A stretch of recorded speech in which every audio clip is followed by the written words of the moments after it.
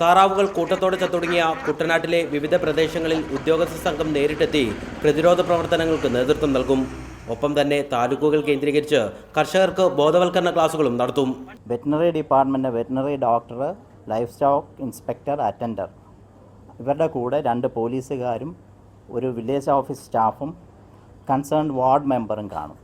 ഇവർ നാളെ 8 മണി മുതൽ ഈ 5 വില്ലേജ് സ്പോട്ടുകൾ എത്തുന്നതായിരിക്കും. വളർത്തുപക്ഷികളെ കൂട്ടത്തോടെ കൊല്ലാനുള്ള തീരുമാനം കർഷകർക്കിടയിൽ പ്രതിഷേധത്തിനിടയാക്കിയിട്ടുണ്ട്.